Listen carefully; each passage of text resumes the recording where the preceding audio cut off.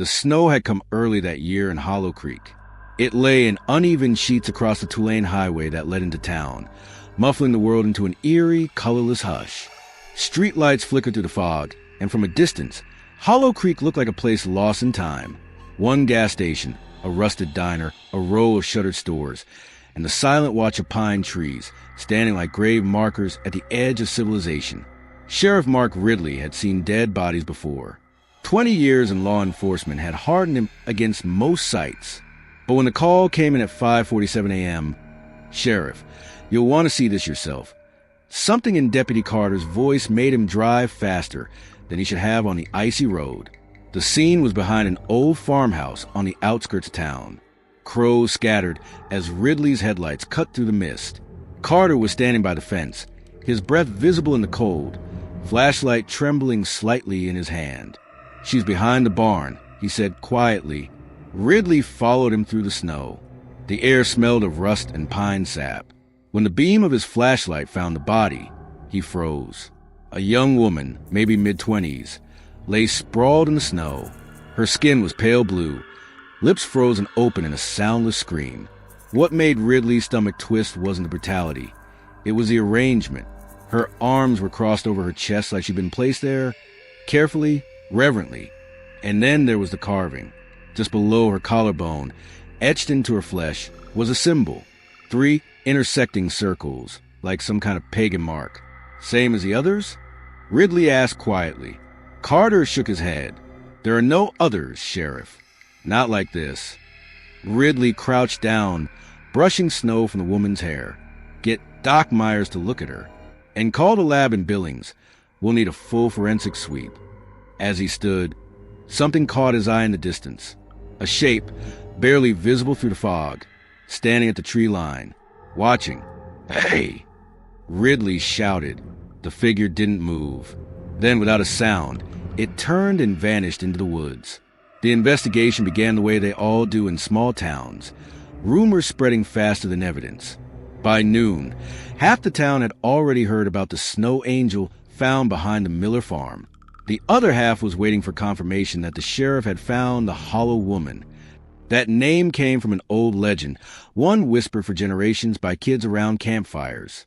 It said that long ago, a woman had been killed in Hollow Creek for witchcraft, her soul cursed to wander the woods, hollow and vengeful, taking back the lives of those who trespassed.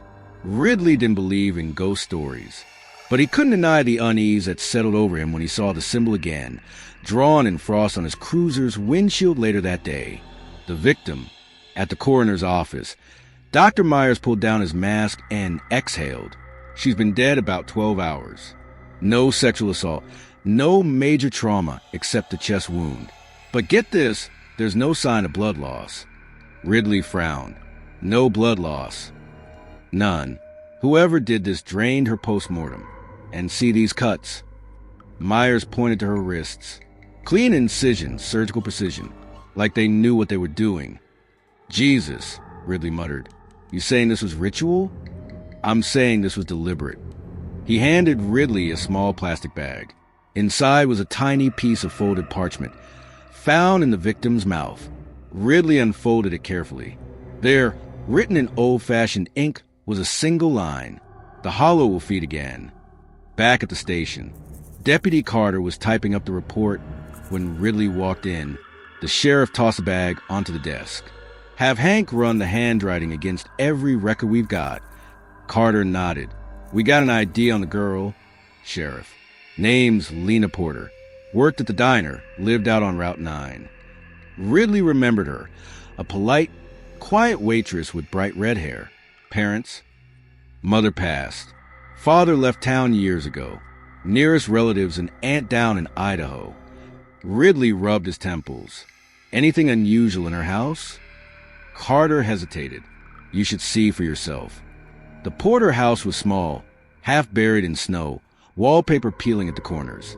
Inside, the air smelled of mildew and old smoke.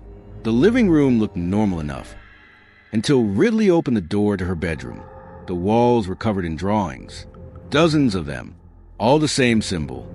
3 intersecting circles, drawn in charcoal, blood, or ink. Some had words scrawled underneath, The hollow calls. She listens. "What the hell?" Ridley whispered. On the desk sat an open journal.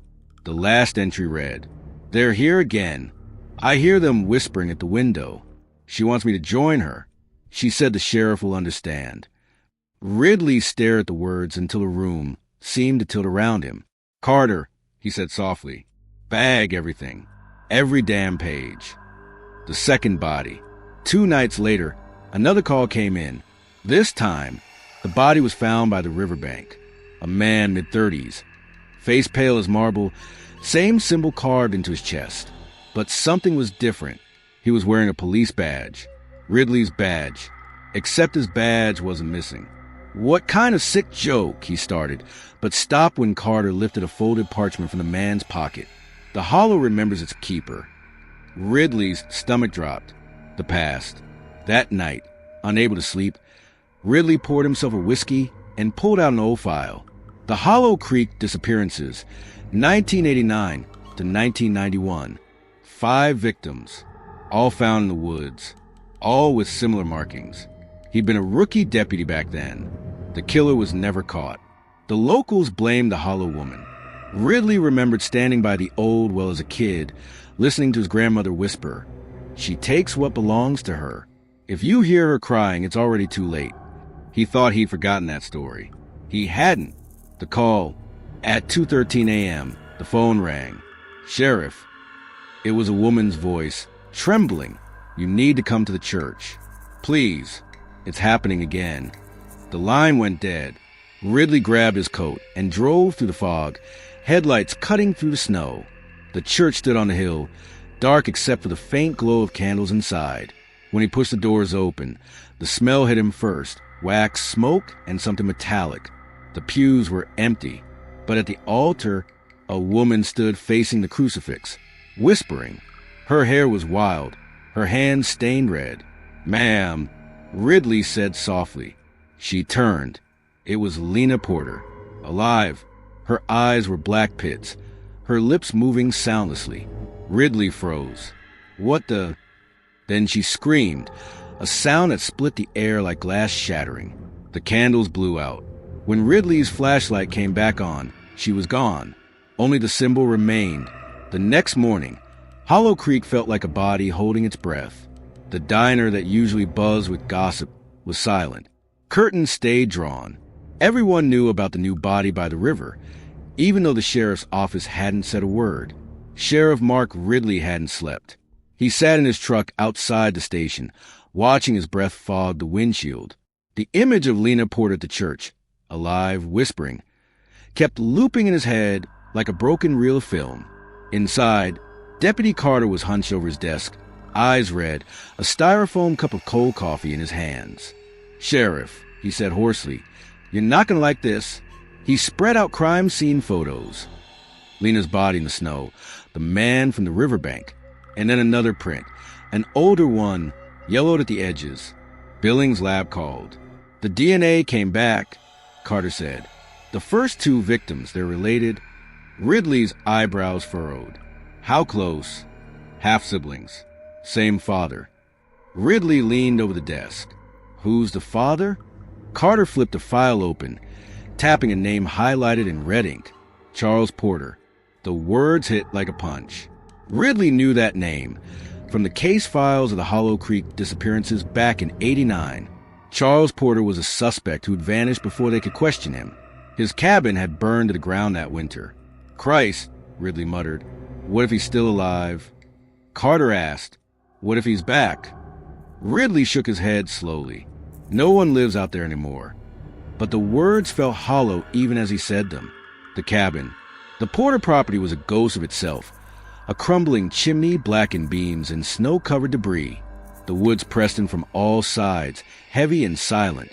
"Doesn't look like much left," Carter said, his flashlight beam sweeping over charred wood. Ridley crouched near a half-buried hatch behind the ruins. "Cellar door," he said. "Help me with this." The hinges groaned as they pulled it open, releasing a gust of air that smelled of dirt and rot. The staircase descended into pitch darkness. "After you, boss," Carter said with a nervous laugh. "Yeah, nice try." Ridley flicked on his light and went first. The cellar walls were stone, slick with moisture. At first glance, it looked like any old storm shelter, until the flashlight caught something glinting on a shelf. Rows of glass jars. Inside each jar, a lock of hair, a tooth, a piece of skin floating in murky liquid. Jesus Christ. Carter breathed, and then they saw the wall. Carved into the rock was the same symbol from the victims. 3 intersecting circles, etched deep like it had been carved decades ago. Underneath it, scratched in with what looked like fingernails, were the words, "The hollow binds blood to blood." A chill ran through Ridley's spine.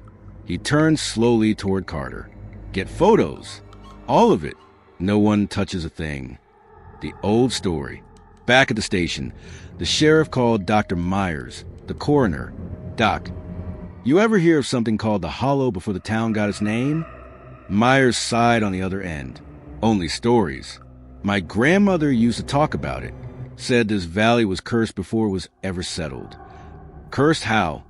"The first settlers built over an old burial site," Myers said. "They said the ground was sacred. It remembered blood. The ones who dug there started hearing voices. Then the killing started. Bodies found in circles." Ridley's grip tightened on the receiver. "And the symbol?" "Supposedly a mark protection," Myers replied.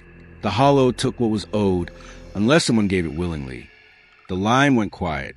Ridley whispered, "What if someone's still giving?" The evidence. That night, Ridley sat alone at his desk. The storm outside lashed against the windows, and the fluorescent lights hummed above him. He pulled out the crime scene photos again. The symbols, the circles, the messages left behind. Then he noticed something small, a faint mark near the second body's wrist. An old tattoo. Faded. A number. Ridley zoomed in. Number 7. He frowned. None of the reports mentioned it. A knock on the door startled him. Carter stepped in, holding a small box. "Found this in evidence from the first Hollow Creek case," he said. "Wasn't logged properly." Ridley opened it. Inside was an old, unlabeled cassette tape. "Probably nothing," Carter said, "but figured you want to hear it." The tape. Ridley blew the dust off the recorder and pressed play. Static. Then a woman's voice, trembling, almost whispering. He keeps saying she's in the mirrors, that she talks to him through the glass. He says the blood isn't his to keep. Ridley felt the hair rise on his neck. The woman continued, "He says the sheriff will understand because he is the sheriff." Then a second voice came on. Lower, calm, familiar. "The hollow forgives no man." Ridley froze. That voice, it was his, but it couldn't be. The recording was from 1990. The tape clicked off. The only sound in the office was the wind howling through the vents. Ridley sat frozen in his chair, the echo of his own voice still whispering through the static. He rewound the tape, pressed play again. Same words, same tone, same him. "The hollow forgives no man." He yanked the tape out and stared at it like it might burn him. "Carter," he called out, "where did you say this came from?" "Old evidence box from the Porter file. Logged back in 1990. "You okay, Sheriff?" Ridley swallowed hard. "Get Dr. Graves down here. Now." The historian. Dr. Margaret Graves arrived an hour later, short, sharp-eyed. The town's unofficial historian. She'd spent her life cataloging Hollow Creek's archives, folklore, and unsolved cases. She took one look at the cellar photos and went pale. "You shouldn't have gone down there," she said quietly. Ridley frowned. "You mean the Porter property?" "I mean the ground. That place wasn't just cursed, it was sealed." She set down a folder thick, with brittle pages. "These symbols, they're not random. They're part of an old ritual. A binding circle, used to contain something." "Contain what?" Carter asked. Graves hesitated, her eyes flicking to Ridley. "There's a story that the first families who settled here, the Porters, the Ridleys, the Kavanaughs, made a pact. One of them would always be chosen to feed the hollow, to keep it quiet.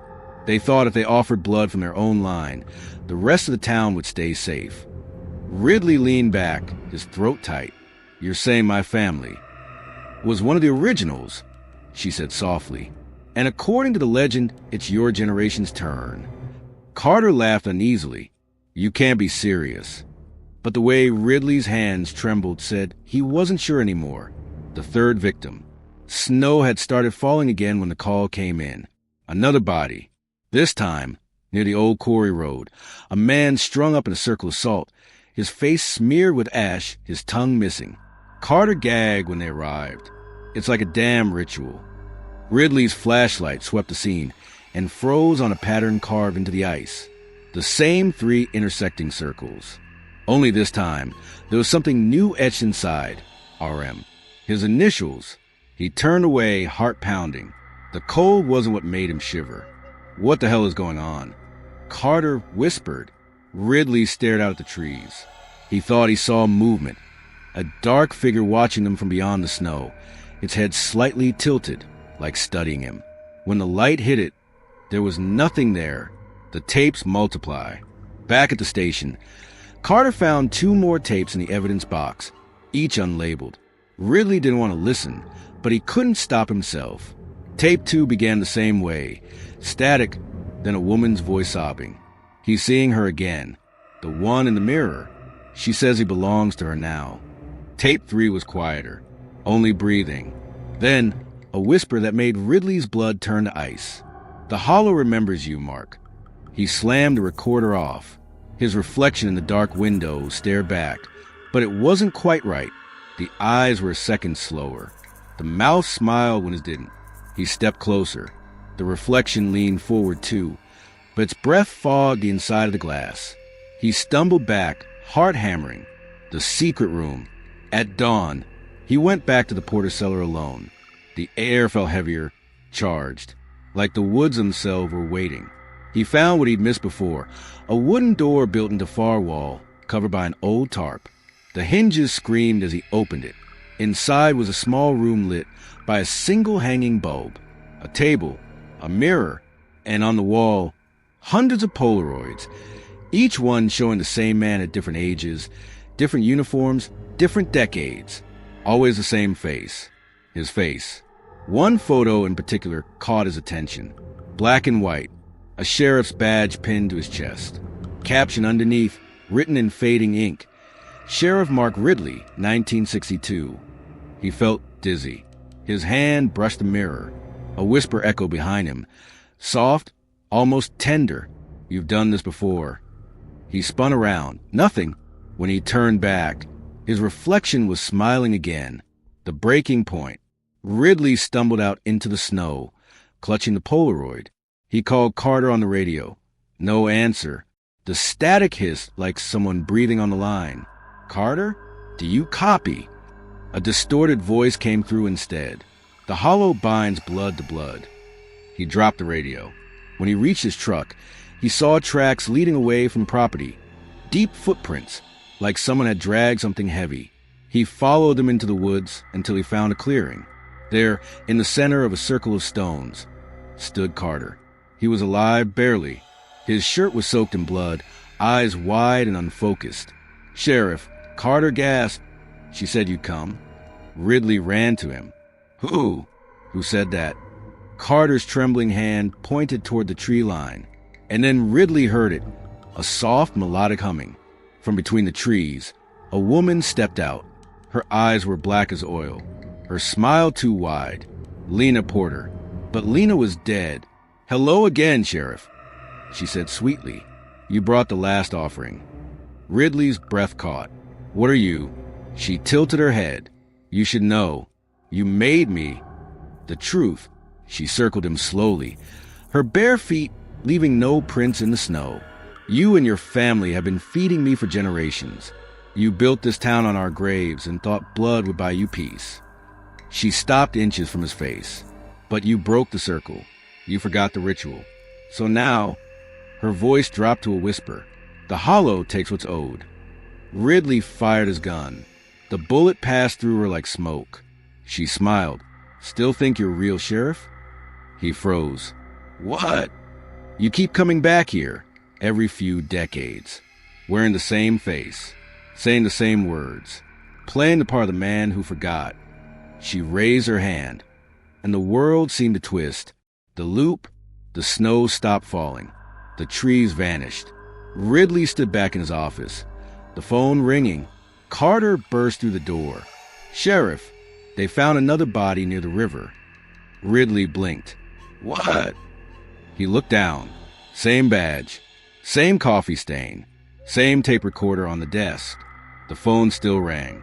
He answered. A woman's voice on the other end whispered. He keeps saying she's in the mirrors, that she talks to him through the glass. Ridley dropped the receiver. Outside the window, the reflection of the station lights shimmered in the frost and smiled back at him.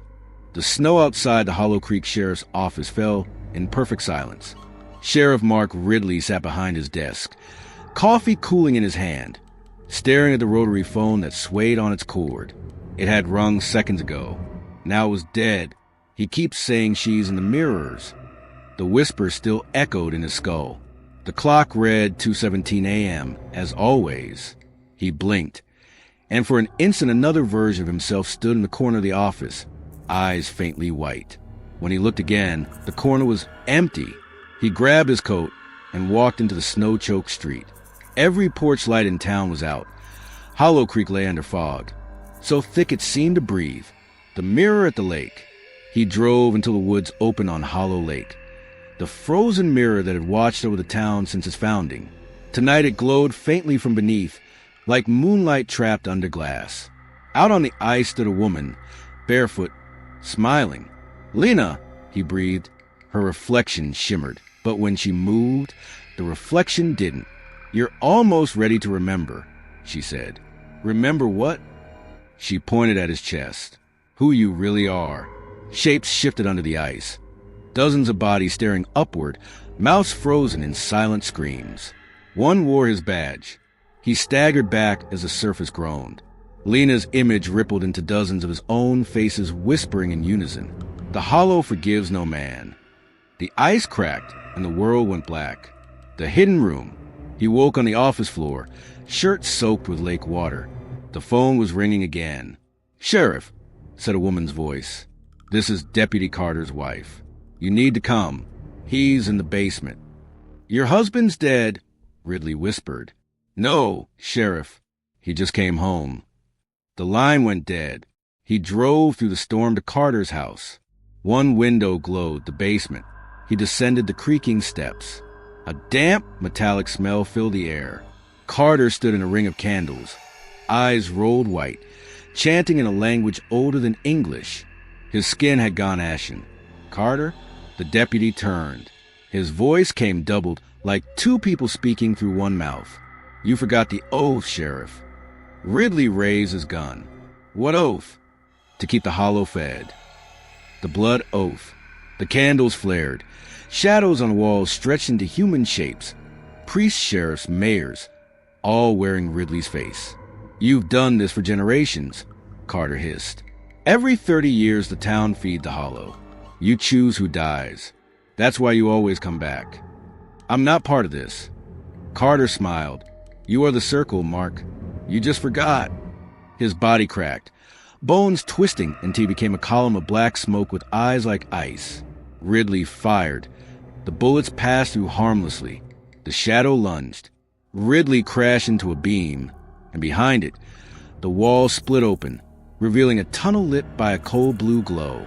He followed it downward, the town beneath the town. The tunnel opened into a vast chamber supported by rotted timbers. In the center stood a stone altar carved with 3 interlocking circles. Around it lay bodies, some fresh, some centuries old, each wearing something that had belonged to him. They were all him. "You die here every time," said a voice behind him. Lena stepped forward. "Why?" he croaked.